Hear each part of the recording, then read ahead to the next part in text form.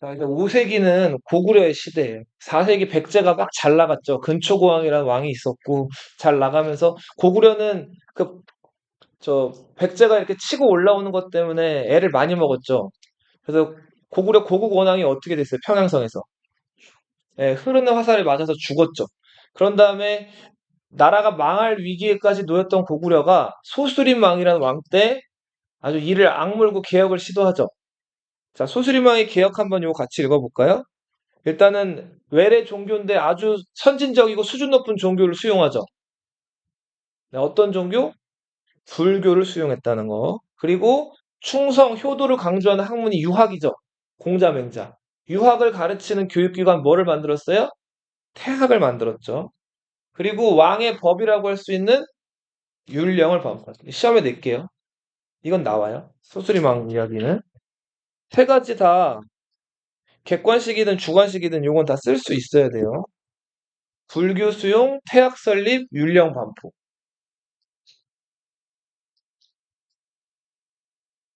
자, 그리고 이제 고국 양왕을 거쳐서 광개토 대왕 때 고구려가 이제 전성기가 시작이 되죠. 당시 그 만주벌판, 후연, 거란, 백제, 자, 주변 지역으로 막 팽창해 나가면서 주변 지역을 굴복을 시키죠. 과거 백제에게 당했던 원수도 갚았죠. 아신왕이라는 왕이 광개토 대왕 앞에 무릎을 꿇고 노객이 되겠다고 맹세를 했죠.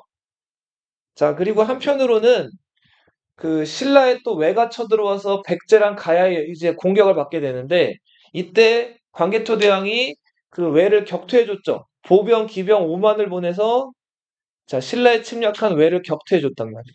이 사실이 어디 어디 기록이 돼 있어요. 광개토 대왕릉 비와 어디에 적혀 있죠? 신라 무덤에서 나온 호명 그릇에 이게 적혀 있었죠. 요것도 낼게요. 자, 선생님이 시험에 내는 문제들은 너희 중학교, 고등학교 올라가가지고 내신으로 단골 출제가 되는 문제들이에요. 네. 그러니까 반드시 기억을 하고 넘어가야 돼요. 이번에 배울 때. 광개토 대왕이 죽고 이른 나이에 광개토 대왕 연호 뭐였는지 혹시 기억나요? 연호. 아닌데? 두 글자였는데? 영원히 즐긴다. 이거였죠? 광개토 대왕 연호가 뭐였어요? 영락이었죠. 광개토 대왕을 그래서 영락대제라고도 부르죠. 시원이 잘 봐. 책 꺼내고. 자, 책 없어? 자, 그냥 봐, 그러면은. 자, 광개토대왕 때 연호는 영락입니다. 잘 기억해 두세요. 네. 광개토대왕이 이제 죽고 나서 그 뒤를 이었던 것이 장수했던 누구? 장수왕. 네. 그쵸. 오래 살았죠. 임금 노릇만 거의 그 한 80년 가까이를 했고, 98세까지 살았죠. 장수왕은 수도를 어디서 어디로 옮겼죠? 국내성에서 평양으로 옮기게 됐죠. 고구려 수도 쓰는 것도 낼게요. 고구려 첫 번째 수도 어디였어요? 졸본이었죠. 그러다 어디로 옮겨요? 국내성. 그러다가 어디로 옮겨요? 마지막 수도예요. 이건 알아야 돼요.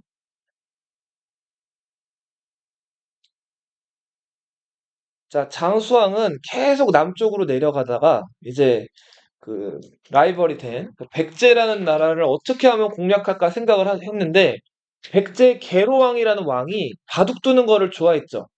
그래서 바둑 잘 두는 도림이라는 스님을 이제 보내서 그 계로왕한테 바둑 파트너를 만들어줬죠. 바둑 파트너 도림이 이제 바둑을 잘 둬가지고 계로왕의 예쁨을 많이 받아요. 자, 그렇게 해서 이제 계로왕이랑 이게 만나가지고 바둑을 이제 두다가 도림이 슬며시 이런 얘기를 꺼내죠. 지금 백제 수도를 이렇게 둘러보니까 백제 옛 왕들의 무덤이 막 그렇게 헝클어져 있고 궁궐도 형편없이 지금 다 무너져 있고 뭐 그 밖에 댐이나 뚝이나 이런 것들 다 엉망이니까 이런 거 새로 예쁘게 리모델링 합시다. 하시면 어떻겠습니까? 이렇게 얘기를 한단 말이에요. 자, 안 그래도 도림이 마음에 들었는데 도림이 이렇게 얘기를 해오니까 계로왕이 요 얘기에 솔깃하죠. 그래서 안 해도 되는 무리한 토목공사나 이런 것들을 사람들 시켜가지고 돈 많이 들여가면서 하죠. 그죠? 자, 이렇게 그 공사 막 많이 일어나고 열심히 이렇게 사람들이 뭐 짓고 이렇게 되면은 농사 못 짓고 힘들겠죠. 예. 자, 이렇게 백제가 수도 다시 리모델링 사업으로 정신이 없을 때 장수왕이 군대를 보내죠. 예. 자, 그렇게 해서 결국은 계로왕이 이때 장수왕에 의해서 목숨을 잃게 된다. 예. 그리고는 한강을 뺏기게 되죠. 이때 계로왕을 죽였던 장수가 재증걸루, 고이만년. 이 재증걸루와 고이만년 두 장군은 원래 백제 장군이었어요. 그런데 알려져 있진 않은데 무슨 죄를 짓고 고구려로 도망간 두 장군이에요. 근데 장수왕이 옛 백제 장군이었던 이 재증걸루와 고이만년을 앞세워서 그 아차성, 그러니까 아차산성에 숨어있던 계로왕을 공격해서 계로왕을 잡게 해요. 자, 재증걸루와 고이만년 입장에서는 계로왕은 옛날에 모시던 군주죠. 그러니까 기본적으로 예의는 갖춰요. 일단은 자기들이 타고 있던 말에서 내려가지고 이 재증걸루와 고이만년이 잡혀온 계로왕한테 어떻게 했을 것 같아요? 처음에? 맞아요. 말에서 내린 다음에 절을 한번 해요. 그 다음에 어떻게 했을까요? 죽이기 전에 뭘 하나 하거든요. 절 한 번 더? 절 한 번 더 하면 그것도 네, 될 수 있겠네요. 죽은 사람한테 두 번 절하니까. 그렇게 안 하고.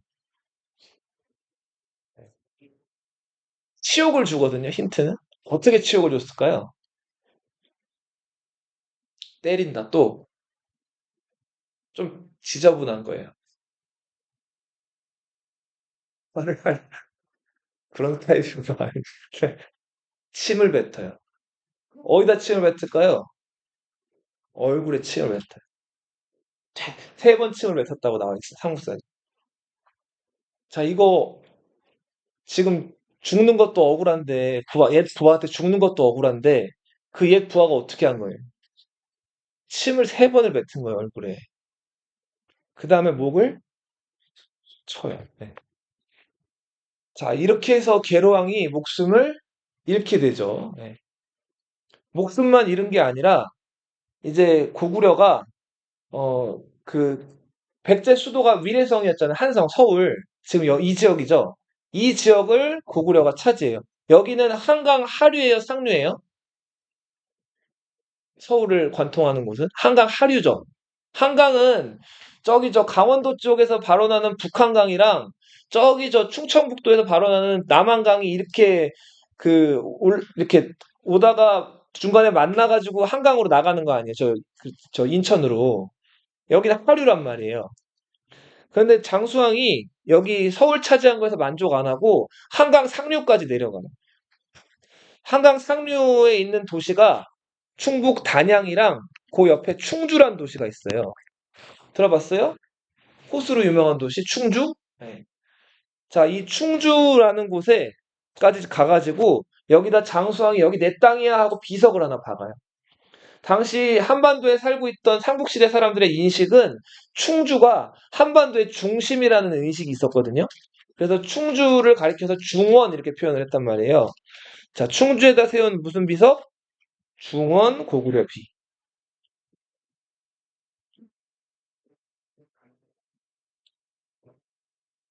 자, 장수왕은 당시 자, 중국에 황허강이 흐르고 양쯔강이 흐르는데 요 북쪽에 있던 왕조들을 북조라고 불렀고 남쪽에 있던 왕조들을 뭐라고 불렀을까요? 남조라고 불렀겠죠? 그래서 요 시대를 남북조 시대라고 불러요. 뭐라고 부른다고요? 남북조 시대. 이 북조에 있던 국가로서는 선비족 들어봤죠? 이 선비족이 세운 북위라는 나라가 있었고요. 남조 국가로서는 이제 요 시대 때 제나라가 있었어요. 송나라, 제나라, 양나라, 진나라 약한 나라들이 있었는데 장수왕은 이 북조 국가랑 남조 국가 둘 중에 어느 나라랑 친하게 지냈을까요? 어, 둘 다 친하게 지내요. 북조에 있는 북이라는 국가랑도 친하게 지내고 남조에 있는 제나라랑도 친하게 지낸단 말이에요.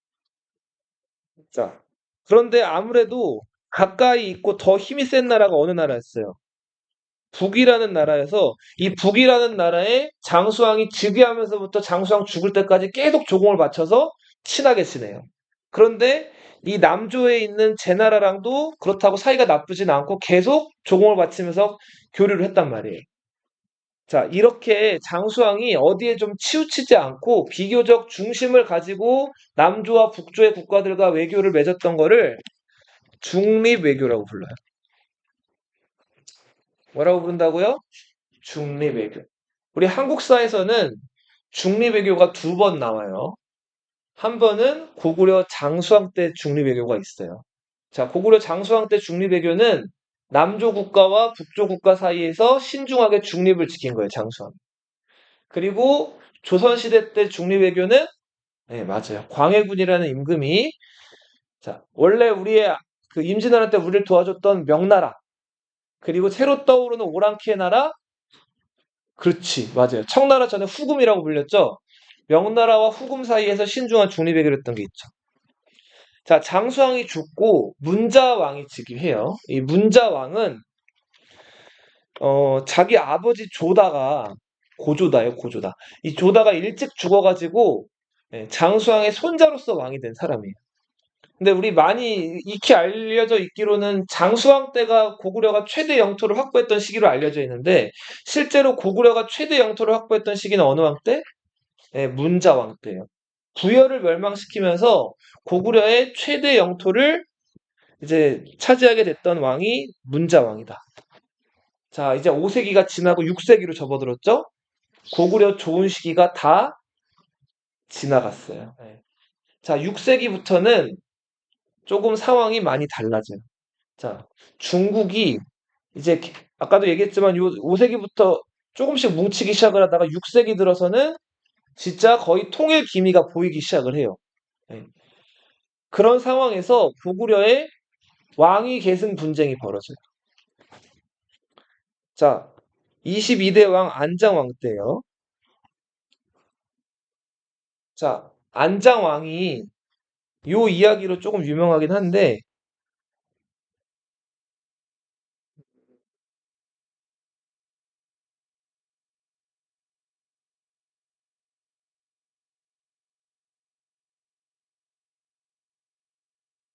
네.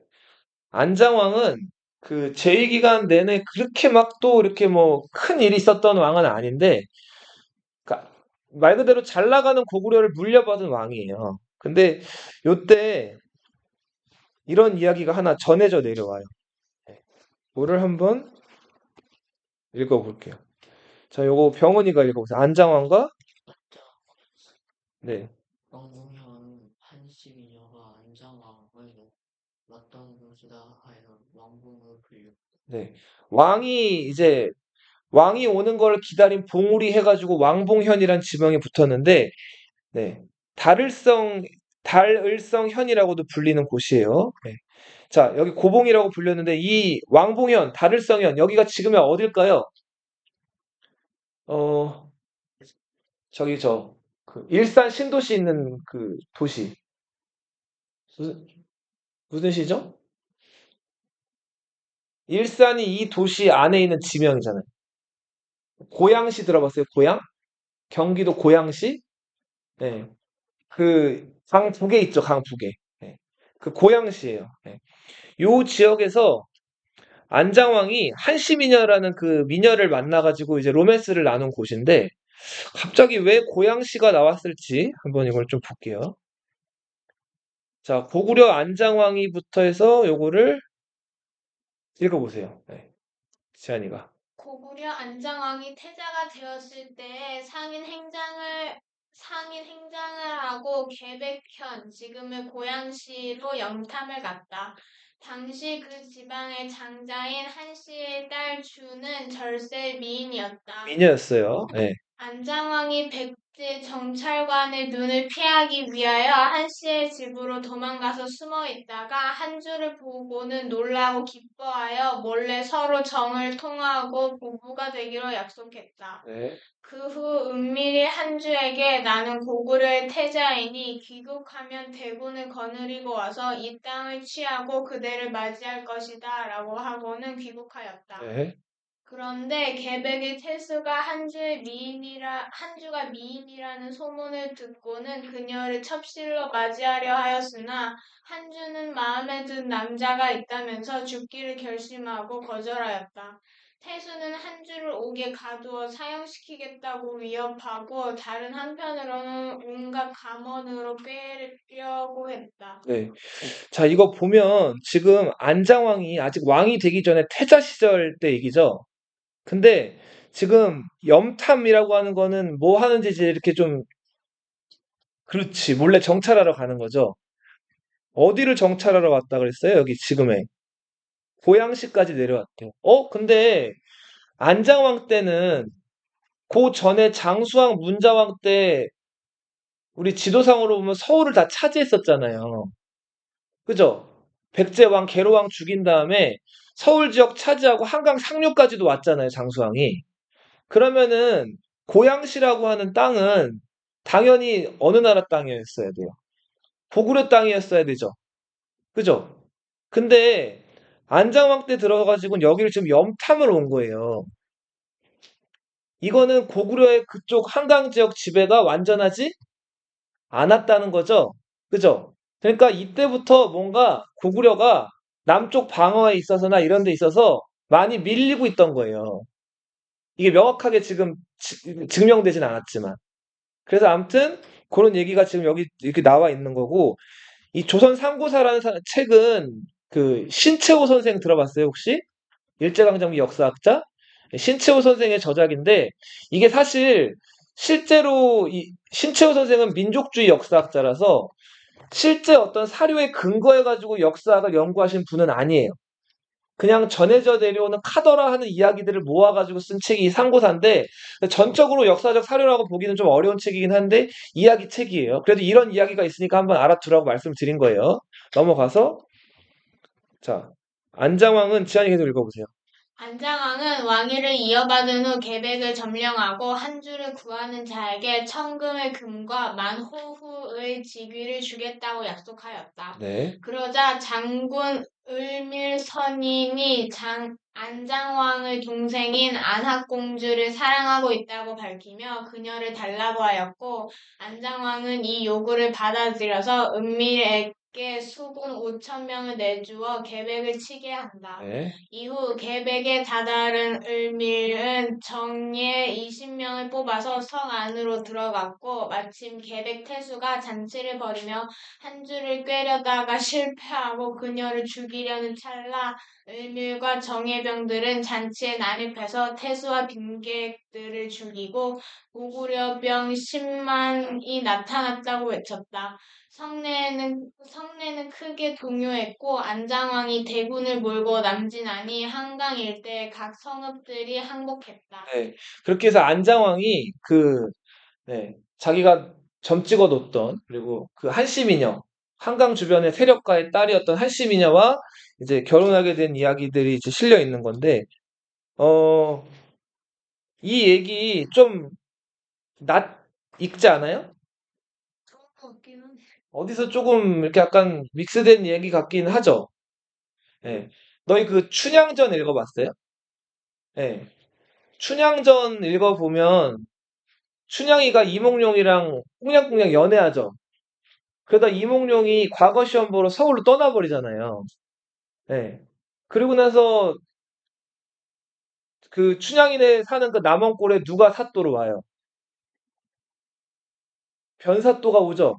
그죠? 변사또가 춘향이한테 뭐 하라 그래요? 수청을 들라고 하죠. 자, 수청 드는 게 뭐예요?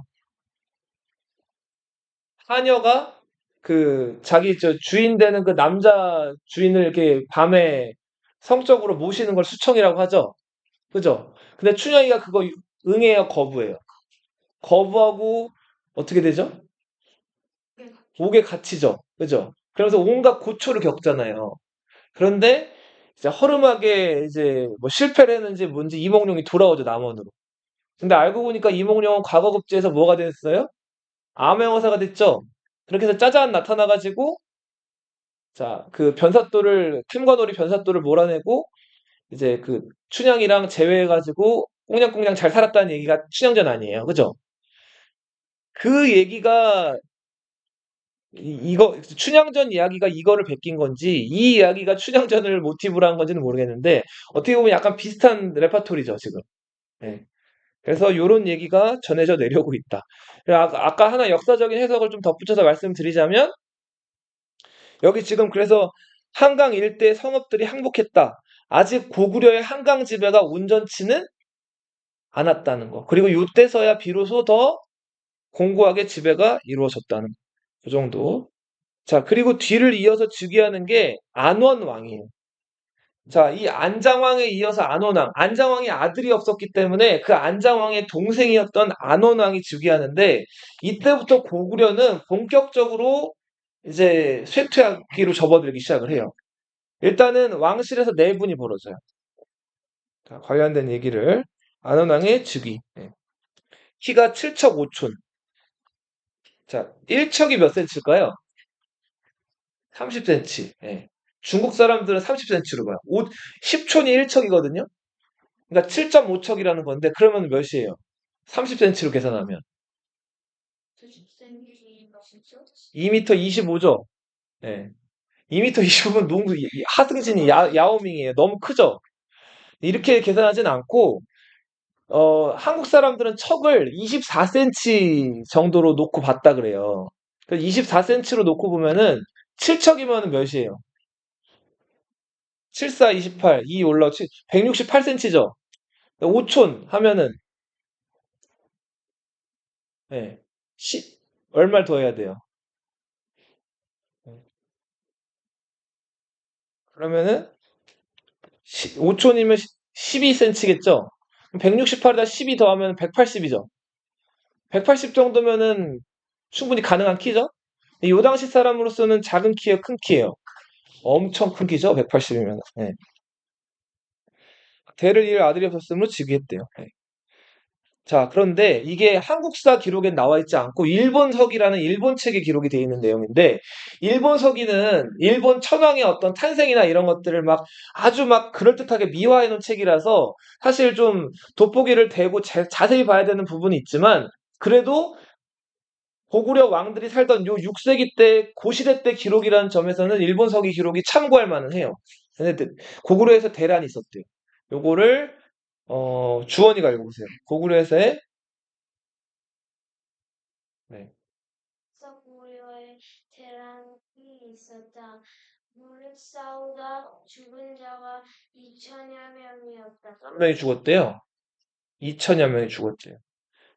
백제봉기에서 정말 병고의 주민의 아들을 왕으로 세웠다. 어느 부인의 아들을 왕으로 세웠대요? 중부인의 아들을 왕으로 세웠대요. 네. 14이었다. 네. 는 3명의 부인이 있었다. 부인이 몇 명 있었대요? 3명의 부인이 있었대요. 자, 그리고 이인에게는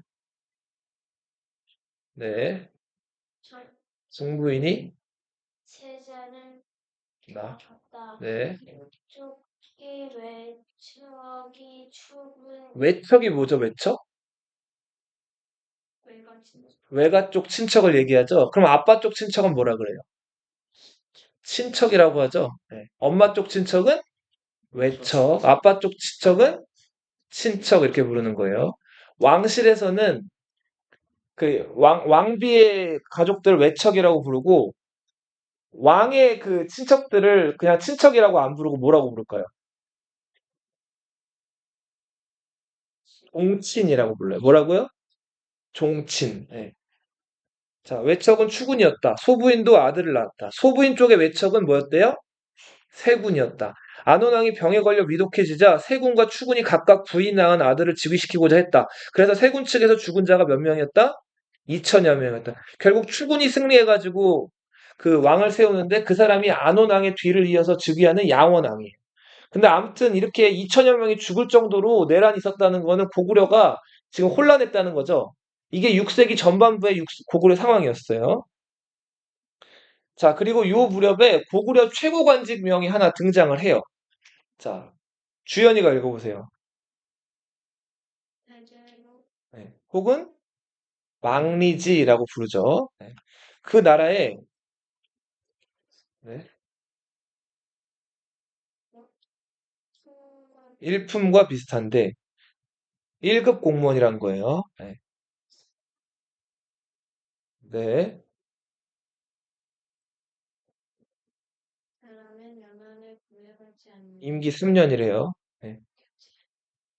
더는 서로 공격하여 복종하지 공경하여 모든 병사를 이끌고 서로 공격하여 이긴 자가 되는 것입니다. 네. 왕은 다만 공문에 듣고 스스로 지키고 제어하지 않는 자, 대대로를 왕이 임명한대요?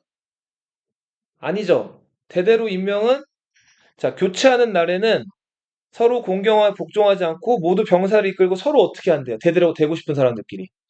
서로 싸우는 거예요. 이 싸울 때 왕은 여기 개입을 해요, 안 해요? 안 하죠. 네. 그만큼 고구려는 귀족의 어떤 입김이나 영향력이 셌고, 이 지금 그렇게 귀족들끼리 싸워서 이긴 자가 어떤 관직을 차지하는 거예요? 대대로라는 관직을 차지하는 거죠. 네. 죽어요. 진 사람은 죽겠죠. 네. 자, 그렇게 해서 그 고구려 관직명 새로 하나 나왔어요. 요거. 고구려 최고, 여기 아까 왕위 계승 분쟁은 누구랑 누구 기억하라 그랬죠? 추군, 세군. 네. 정부인, 중부인, 소부인. 네, 가문에서. 그리고 고구려 최고 관직명은 뭐였죠? 이거 시험에 낼 거예요. 고구려 최고 관직명. 말 나온 김에 다 쓸게요. 네. 자, 고구려 최고 관직명은 대대로. 이제 나중에 배울 건데, 백제는 뭘까요? 백제는 상좌평이라고 불렀어요. 좌평이 6좌평이 있는데, 그 중에서 제일 높은 좌평을 뭐라고 불렀다? 상좌평. 신라는 뭐라고 그랬을까요? 상대등이라고 불렀어요. 신라 귀족들이 모여서 하는 회의를 화백회의라고 하는데 그 화백회의를 이끄는 신라 귀족의 수장을 상대등이라고 불렀다고. 자, 어, 가래는 뭐라고 불렀을까요? 대내상. 정당성이라는 발해 최고 그 권력기관의 장관을 대내상이라고 불렀어요. 너희 혹시 태봉이라는 나라 들어봤어요? 궁예 들어봤나요? 궁예? 애꾸눈의 궁예? 후고구려 들어봤어요? 후고구려가 나중에 태봉이라고 이름을 바꾸는데 태봉의 최고 장관을 광치나 이렇게 불렀어요. 자, 그리고 고려라는 나라 들어봤죠? 고려에서 최고 장관은 문하 시중이라고 불렀어요. 뭐라고 불렀다고요? 문하 시중. 조선이라는 나라에서는 왕 바로 아래 최고 관직. 우의정 위에 좌의정, 좌의정 위에 영의정이죠. 조선은 뭐라고요? 영의정. 일제강점기. 일제강점기 식민지 조선의 왕이 누구였어요? 사실상의 왕이. 조, 조선 총독이었죠, 총독. 그럼 총독 아래 2인자, 정무총감이었어요. 정무총감이 오른팔, 경무총감이 왼팔. 자, 그럼 대한민국. 그렇죠. 대한민국 건국 초반에는 부통령이 있었거든요.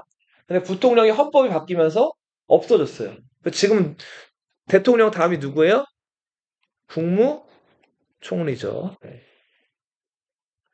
우리 백제까지가 시험 범위라 그랬죠? 그러니까 두 개는 알아두세요. 네. 나머지도 이제 다음 시험 볼 때 낼 거예요. 다음 시험 볼 땐 총구려는 그렇죠. 한번 지나가는 부분은. 네. 자, 양원왕 때는 이제 새로운 외적의 침략이 또 이제 있어요. 자, 우리 이렇게 지도를 한번 그려볼게요. 아, 이게 자꾸 내려와서.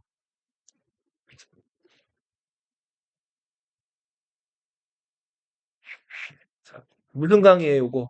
이렇게 굽이쳐 흘러가는 강. 요, 하. 이제 나와야지. 무슨 강이에요? 요하. 요하의 동쪽을 뭐라 그래요?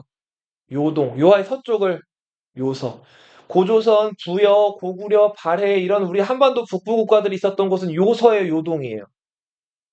요동이죠. 그죠? 네. 요서는 전통적으로 어느 나라 영역이에요? 중국의 영역이죠? 그죠? 자, 그리고 요렇게 구비구비. 무슨 장성? 만리장성이에요. 무슨 장성? 만리장성. 만리장성 위쪽에는 초원지대고 사막이란 말이에요. 여기 사는 사람들은 말 타고 다니면서 이제 초원지대 누비면서 사냥하거나 아니면 짐승들 데리고 다니면서 풀 뜯어먹게 하고 걔네 길러서 잡아먹는 유목 생활을 해요. 자, 우리 유명한 유목 왕국으로는 흉노라는 왕국 들어봤어요? 네, 흉노.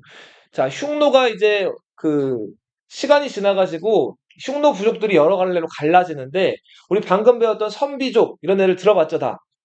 네. 5, 56국 시대 선비족, 뭐 강족, 갈족 들어봤잖아요. 자, 그거 더 지나가지고 여기 한때 4세기부터 6세기 사이에 유연이라고 불리는 유목민족이 살았어요. 만리장성 위에 4세기부터 6세기 사이에 누가 살았다고요? 유연. 네. 그러다가 유연이 망하고 새롭게 돌궐이라는 유목부족이 등장을 해요. 뭐라고요? 돌궐. 네. 요하 주변에는 거란. 들어봤죠? 요하 주변에 누구 산다고요? 거란. 그리고 여기 지금 만주, 연해주 이쪽 일대는 여진. 당시에는 말갈이라고 불렸죠. 자, 근데 이 돌궐이 힘이 엄청 셌어요. 그래서 요 주변 지역을 다 통일을 해요. 네. 돌궐을 영어로 쓰면 뭐라고 쓸까요? 투르크. 네. 돌고래 후에 튀키란 나라가 있죠. 그렇죠? 자, 세계사에서 등장하는 셀주크 투르크, 오스만 투르크 이런 나라 들어봤어요? 그 투르크가 다 누구의 후예들? 돌고래 후예들이. 돌궐은 여기 동방의 유목지대에서 시작을 해가지고 서쪽까지 진출을 한 게 그 투르크라는 유목부족이에요. 돌궐. 네. 자, 근데 이 돌궐이 고구려를 계속 위협해 오는 거예요. 자, 그래서 고구려는 진짜 바람 잘 날 없죠. 계속 위에서 쳐들어오고 아래에서 쳐들어오고 이랬던 나라 고구려예요. 그거 잘 이겨냈는데 안에서 왕위계승 분쟁이 벌어지다 보니까 효과적으로 대응을 잘 못해요. 그래서 돌궐한테도 공격당해서 꽤 애를 많이 먹는다. 그리고 남쪽에서는 신라와 백제가 동맹을 맺고 올라오는 거예요. 그리고는 자기들이 과거에 뺏겼던 한강을 찾게 돼요. 이때 신라의 왕은 진흥왕이라는 왕 들어봤죠? 이때 신라의 왕이 누구였다고요? 진흥왕이었고요. 백제의 왕은 성왕이었어요. 맞아요. 네. 자, 나제동맹이라고 들어봤죠? 신라와 백제 동맹군이 서울을 한성을 차지한 거예요. 이제 장수왕 때 찾았던 한성을 빼앗겨 버렸죠. 그리고는 요거는 뭐 백제사 할 때 얘기하겠지만 한동안은 한강 하류를 원래 주인이었던 백제가 가져가요. 근데 신라 진흥왕이 배신을 하죠. 그래서 성왕을 공격해서 관산성에서 어떻게 해버렸어요? 죽여버리죠. 그러면서 요 무렵에 한강의 주인은 누가 돼요? 어느 나라? 신라가 한강을 차지하게 되죠. 그죠?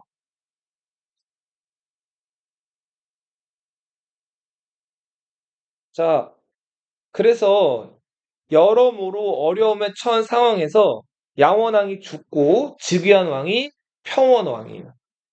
자, 평원왕 때는 평원왕 또 이 이야기가 유명하죠. 어느 장군? 온달 장군과 평강공주. 자, 남쪽에서는 지금 신라 군대가 이제 서울을 차지하고 올라오고 있고, 북쪽에서는 돌궐이 침략해 오고 있어요. 그리고 더 안 좋은 소식은, 자, 그렇게 분열돼 있던 중국이 589년에 통일이 돼요. 어느 나라에 의해서? 수나라가 중국을 통일해 버린단 말이에요. 고구려 상황에서는 최악의 상황이 시작이 된 거예요. 자, 수나라는 돌궐과도 치열하게 싸워요. 그리고 고구려랑도 이제 국경을 맞닿게 되면서 싸울 조짐이 보이게 된단 말이에요. 적의 적은 항상 뭐가 된다 그랬죠? 예, 돌궐과 고구려가 요 무렵에 슬슬 연합을 하기 시작을 합니다. 자, 이런 복잡하고 어지러운 와중에서 등장한 사람이 온달. 삼국사기 기록에 의하면 우온달. 우가 멍청하다는 뜻이거든요. 우매하다. 네. 우리 온달하면은 거지고 멍청하고 좀 모자랐죠. 근데 누굴 잘 만났어요? 네, 부인을 잘 만났죠. 평원왕의 딸이었던 평강공주. 자, 울보였는데 너희 주변에 잘 우는 친구들 있어요? 울보 있어요? 없나요? 네. 자, 잘 우는 사람이었죠. 이 평강공주가. 근데 평원왕이 평강공주 울 때마다 너 울면은 저 바보 온달한테 시집 보낼 거야 그랬죠. 그 얘기 듣고 평강공주가 어떻게 했다 그래요? 울음을. 쭉 굳혔다 그랬죠. 자, 그래서 이걸 잘 써먹었는데 나이 먹고 나서 이제 평강공주 시집 갈 때 돼가지고 자 귀족한테 시집 보내려고 하니까 평강공주가 시집을 가겠대요, 안 가겠대요? 안 가겠대요. 너 그럼 시집 어디 갈 건데? 어디 간다 그랬죠? 나 온달한테 시집 갈 건데요. 자, 이렇게 돼버린 거죠. 그래서 이제 평강공주가 궁궐 안에 있는 보물이나 이런 것들 잔뜩 팔찌 이런 것들 다 명품이겠죠. 이런 거 챙겨와가지고 온달한테 가죠. 예. 온달은 눈먼 장님이나 어머니 모시고 그 가난한 와중에서 이렇게 살아가고 있었는데 평강공주가 와가지고 이제 온달한테 나 당신 이제 와이프 되러 왔습니다 해가지고 예.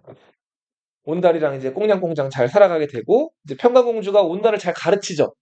예. 그래서 온달이 뛰어난 인물이 돼서 고구려에서 열린 사냥대회에 참가해가지고 평원왕 앞에서 자기 실력을 뽐낸단 말이에요. 그래서 평원왕이 온달을 장군으로 임명하고 알고 보니 자기 딸이었던 평강공주가 온달을 이렇게 만든 거였단 말이에요.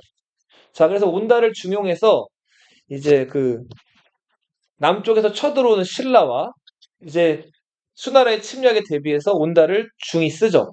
그러다가 온달이 신라와의 전쟁 중에 어떻게 되죠? 아단성에서 네, 목숨을 잃죠. 자, 온달이 죽고 나서 장례식을 치르려고 온달이 담긴 관을 사람들이 들려고 했더니 이게 들려요, 안 들려요? 안 들려요. 자, 평강공주가 와가지고 이제 그 온달의 관을 이제 어루만졌다 그러죠. 그치? 자, 그러면서 온달을 달랬더니 그 관이 어떻게 됐다 그래요? 이제 들렸다고 하죠. 자, 근데 우리 여기서 알 수 있는 거는 이제 그 온달이라는 어떤 신흥 세력, 자, 이런 신흥 세력들을 귀족들의 견제를 물리치고 평원왕이라는 왕이 중히 썼던 것 같아요. 근데 그럼에도 불구하고 올라오는 신라의 그 공격이나 이런 것들을 효과적으로 방어해내지를 못한 거죠. 그래서 온달이 전사를 한 거죠. 자, 그리고 나서 평원왕의 뒤를 이어서 즉위한 사람이 영양왕이에요. 자, 영양왕 때는 아까 589년, 영양왕 즉위가 590년. 수나라가 통일이 됐죠. 자, 수나라가 너무 위협적이어 보이는 거예요. 자, 최선의 방어는 뭐예요? 공격이죠. 영양왕 때 먼저 고구려가 수나라를 공격을 해요. 자, 전통적인 중국의 영역, 요하의 동쪽 서쪽이라고 했어요. 요서라 그랬죠? 자, 당시 수나라 첫 번째 황제, 1대 황제, 수나라 문제가 다스리고 있던 중국 요서 지역을 공격을 해요. 자, 공격을 했는데 역시 그 수나라 군대가 만만치가 않아가지고 고구려가 져요. 자, 그래도 아무튼 야무지게 잽을 한번 날리고 왔어요. 근데 수 문제가 여기서 발끈하죠. 그래서 30만 군대를 보내가지고 고구려를 쳐들어와요. 하지만 그 요하라는 강 주변에 늪지가 또 많고 그래서 수나라 군대가 강 건너는데 애를 많이 먹기도 하고 전염병이 돌아가지고 수나라 군대 30만 중에서 상당히 많은 군대가 죽어요. 한 80에서 90%가 죽고 돌아간단 말이에요. 자, 그리고 있다가 수나라에서 쿠데타가 일어나요. 수나라 문제가 이제 죽고 그 뒤를 이어서 수 아들이었던 양제가 즉위를 해요. 이 수 양제는 아버지가 고구려 공격해가지고 그 성과를 거두지 못한 거를 좀 비통해하다가 자기가 군대를 모아가지고 자, 고구려를 이제 쳐들어온단 말이에요. 당시 수나라가 동원했던 군대가 113만 3,800명이었다 그래요.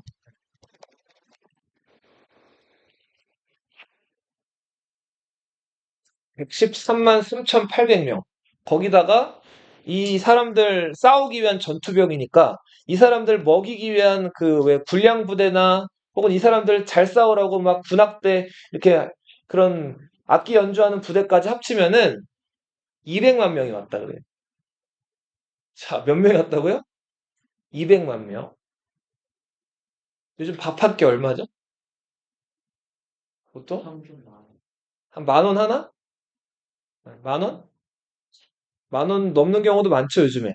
싸게 먹으면 더 쌀 수도 있는데 보통은 다 12,000원, 13,000원 하지 않아요? 근데 이제 군인들 먹는 밥은 짬밥이라 그래가지고 이렇게 그렇게 뭐랄까 군인들 식량에 나오는 밥이 그렇게 또 비싸진 않아요. 근데 아무튼 여러 사람들 위한 밥을 만들다 보면은 그좀 단가가 줄어들죠. 그래서 뭐 한 끼에 한 1,000원만 잡는다고 쳐봐요. 싸게 해서. 한 끼에 1,000원 잡아도 여기다가 200만에다가 1,000원 곱하면 얼마예요? 200만 명에다가 1,000원을 곱해봐요. 그럼 얼마죠? 공이 몇 개가 돼요? 20억이죠, 20억. 그치? 100만이면 공이 6개잖아요. 근데 1000이면 공이 3개잖아. 공이 9개가 되는 거죠. 공이 9개면 20억이에요. 한 끼 식사비가 얼마예요? 20억이에요. 근데 군인들이 하루에 한 끼 먹을 수 있어요? 3끼 부담스러우면 2끼는 먹어야 되죠. 아점 한 끼, 저녁 한 끼는 먹어야 될 거 아니에요. 그럼 하루에 40억씩 없어지는 거예요. 전쟁은 뭐다? 돈이다. 또 세 글자로 하면 미친 짓이다. 그렇죠. 돈 낭비 맞아요. 네. 그 짓을 이제 하러 온 거예요. 네. 자, 당시 육군만 이 정도였고, 네.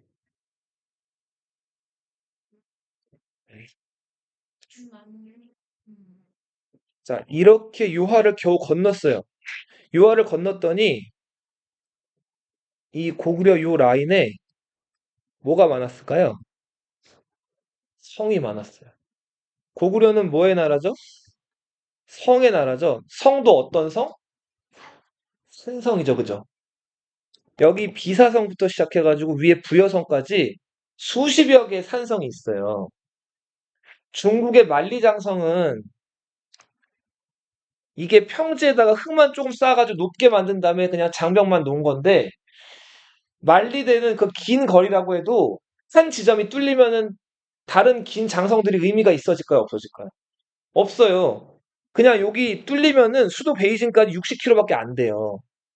그러니까 다른 그 장성들은 사실 방어 기능을 거의 없어요. 그리고 네, 그러니까 다른 장성들이 다 무의미해질 정도로 크게 방어 기능은 없는 성이에요. 그러면 왜 이렇게 길게 쌓아놨을까요? 중국 사람들이 만리장성을?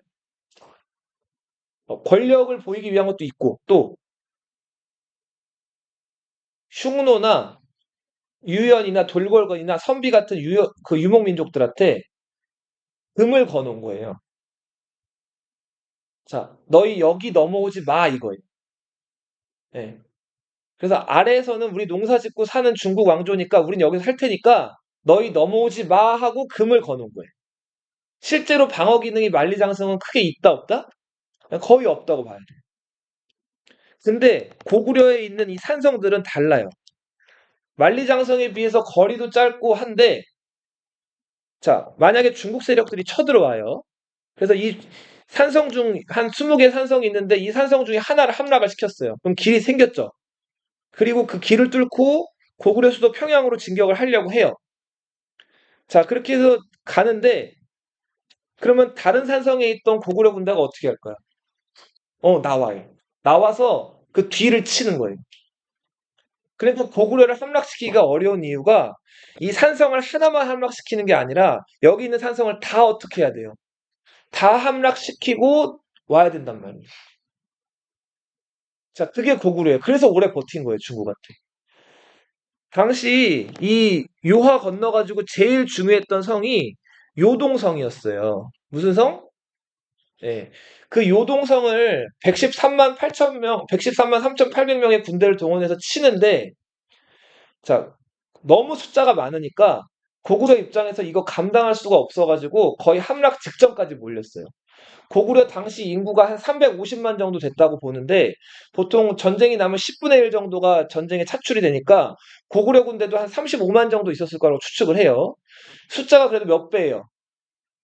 113만 대 35만이면 거의 3배 차이죠. 그러니까 고구려 군대가 애를 많이 먹고 있었는데 자, 문제는 이 수양제가 수나라 군대한테 이런 명령을 내려요. 그 113만 3,800명의 군대가 24군으로 나눠져 있었거든요. 각 군의 군단장들한테 이렇게 얘기한 거예요. 너희 시시콜콜한 거, 어디 이동하고 쳐들어가고 후퇴하고 하는 것들 다 황제인 나한테 보고하라는 거예요. 자, 그래서 24군이 요동성 근처까지 가가지고 고구려 군대를 막 공격하고 거의 함락 직전까지 왔는데 누구한테 명령을 보고해? 이거 보고해야 돼요. 황제한테 보고를 해야 돼요. 그리고 황제가 허락을 내려줘야지만 더 쳐들어가거나 다른 작전을 짤 수가 있는 거예요. 자, 이게 24개 군대가 다 그렇게 움직이다 보니까 고구려 군대, 그러니까 요동성이 함락될 만 하면은 보고 기다리느라고 고구려 군대에게 시간 주고 이랬단 말이에요. 결국은 요동성이 끝내 함락이 안 돼요.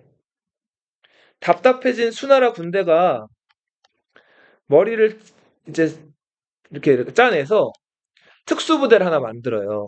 그 특수부대를 별동대라고 불러요. 113만 3,800명 중에서 별도 특수부대를 30만 정도를 구성을 해요.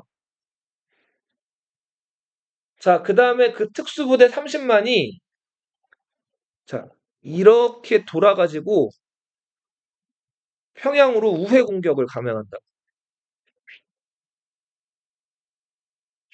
자, 근데 별동대는 말 그대로 특수부대이기 때문에 이 별동대 식량을 운반할 군량 부대를 같이 보낼 수가 없었어요. 이 30만은 순전히 전투병이었단 말이에요. 근데 문제는 여기 고구려 수도 평양까지가 500km가 넘었거든요. 그 먼 거리를 가려면 식량이 필요하죠. 그죠? 자, 근데 이 식량을 군량 부대가 따로 못 따라갔기 때문에 직접 지고 갔어요. 심지어는 말 먹이 있죠. 말 먹일 풀이랑 말 먹이까지 같이 지고 갔다 그래요. 그 무게가 분량 무게가 한 명당 100일치 식량인데 석섬이었다 그래요. 이 섬이 몇 킬로일까요? 섬. 한 섬. 그러니까 석이라고도 쓰거든요. 세석. 이 한 섬이 대략 한 섬이 26.7km였다 그래요. 그럼 석섬이면 몇 킬로예요?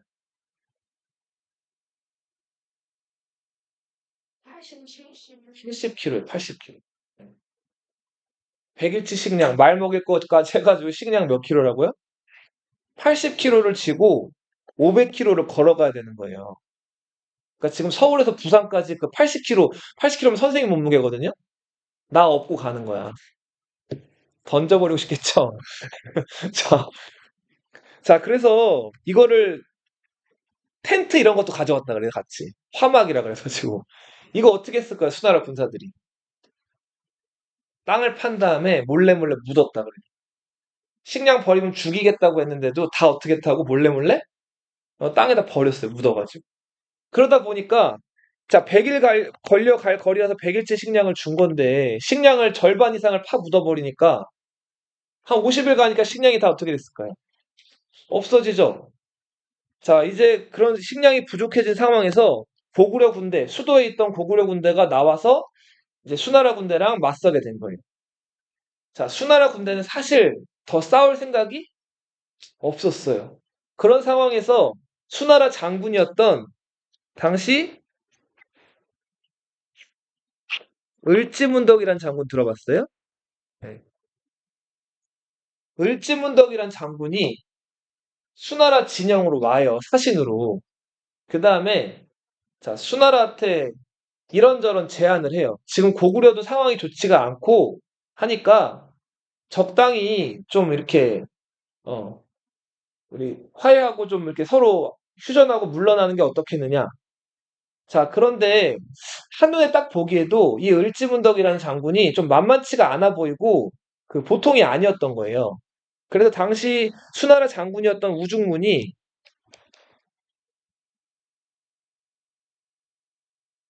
을지문덕을 그 가두려고 그래요. 자, 근데 을지문덕을 가두려고 했는데 그 우중문의 부하가 저 그래도 아무래도 그 화해를 청하러 온 사신인데 저 사람 가두는 건 좀 그렇지 않겠습니까? 해가지고 우중문이 그 말 듣고 그것도 그런 것 같아. 그래서 을지문덕을 어떻게 했을까요? 풀어줘요. 자, 근데 이게 결투적인 패착이었죠. 자, 을지문덕이 결국은 그 평양으로 돌아와서 고구려 군대를 잘 정돈한 다음에 이제 수나라 군대랑 꽉 맞붙어 싸우죠. 예. 사실은 이제 수나라 군대한테 계속 져주는 척을 해요. 7번 싸워서 7번 져주는 척을 해가지고 수나라 군대를 유인해요. 어디로 유인했죠? 강으로 유인했죠. 그 강이 살수라는 강이었어요. 예. 이 살수는 지금 북한을 흐르는 청천강이라는 강이에요. 자, 살수로 유인한 다음에 그 신채호 선생 기록에 의하면은 그 살수에 흐르는 물을 이제 뚝을 쌓아가지고 막아놨다가 수나라 군대가 그 살수를 지날 무렵에 그 뚝을 터트려가지고 수나라 군대를 그 물로 쓸어버렸다고 하죠. 예. 살수 대첩이에요. 그렇게 해서 30만 별동대 중에서 살아남은 게 2천에서 3천 명밖에 안 됐다 그래. 근데 이거는 믿기는 어렵다. 당시가 계절이 좀 추운 계절이라 가지고 수량이 그렇게 많은 계절도 아니었고 여기가 강수량이 평소에 많은 지역도 아니에요. 북한이기 때문에. 자, 그리고 적군이 이렇게 올 때 그 타이밍을 봤다가 뚝을 터트리는 것도 현실적으로 가능하다고 봐요? 어렵겠죠. 근데 이거는 조금 고구려의 승리를 좀 과장하기 위한 어떤 역사적 수식이 아닐까라고들 얘기를 하죠. 자, 그렇게 해서 살수에서 대승을 거둬서 결국 수나라는 패배하고 물러가게 된다. 근데 이 뒤로도 미련을 못 버려가지고 수양제가 2번, 3번 공격을 더 와요. 모조리 실패해요. 너무 많은 군대를 동원했기 때문에 중국에서 결국은 반란이 일어나서 수나라가 멸망하고 뒤를 이어서 어느 나라가 등장한다? 당나라가 등장한다. 자, 여기까지 할게요.